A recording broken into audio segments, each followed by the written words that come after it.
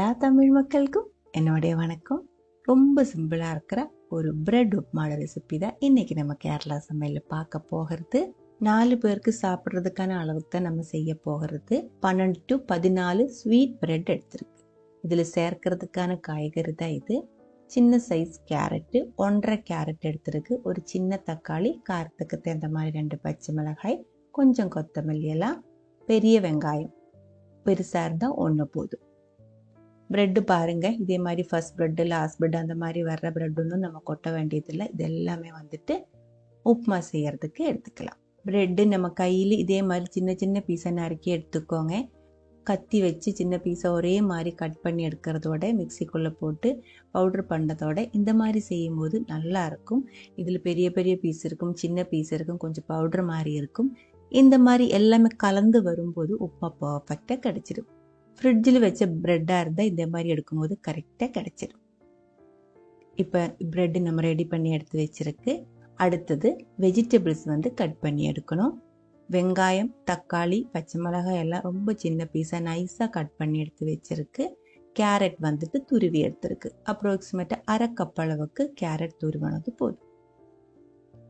உப்புமா செய்ய ஆரம்பிச்சுக்கலாம். குழி வறுக்கிற ஒரு கடாய்க்குள்ள 1 டேபிள் ஸ்பூன் அளவுக்கு ஆயில் ஊற்றிக்கோங்க.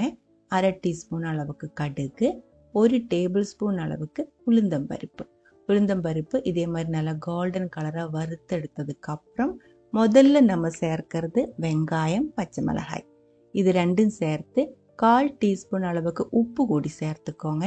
ஸ்வீட் பிரெட்டாக இருக்குது, அதனால நம்ம நறுக்கி சேர்த்துருக்கிற இந்த காய்கறிக்கு வேண்டிய உப்பு மட்டும் சேர்த்தா போதும். பிரெட்டுக்கு உப்பு தேவையில்லை. வெங்காயம் நல்லா சாஃப்ட் ஆனதுக்கு அப்புறம் தக்காளி, கொத்தமல்லி எல்லாம் துருவி வச்சிருக்கிற கேரட் எல்லாமே சேர்த்துருக்கு. வெங்காயம் வதக்கி ஃபுல்லாக வேகக்கூடாது, பாதி வெந்தா போதும். அதுக்கப்புறம் தக்காளி, கேரட் சேர்த்து வதக்கும் போது இதுவும் ரொம்ப அதிகமாக வேகக்கூடாது, பாதி வெந்தா போதும். மூடி வச்சு வேக வைக்கக்கூடாது. தீ கொஞ்சம் மீடியம் ஃப்ளேம்லேயே வச்சு வதக்கிக்கோங்க. தக்காளியில் இருக்கிற தண்ணி வற்றணும். ரொம்ப தண்ணி இருந்துச்சு அப்படின்னா அது வத்துற வரைக்கும் வதக்கிக்கோங்க. ஆனால் காய்கறி ரொம்ப அதிகமாக வேகக்கூடாது.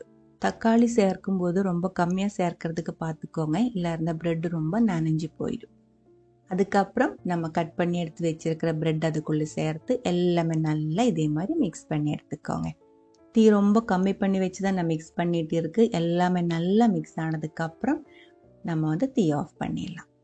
அதுக்குள்ளே ப்ரெட்டு நல்லா சூடாக கிடச்சிடும். வேறு எந்த இன்க்ரீடியண்ட்டும் இதுக்கு தேவையில்லை, எந்த மசாலையும் சேர்க்கக்கூடாது.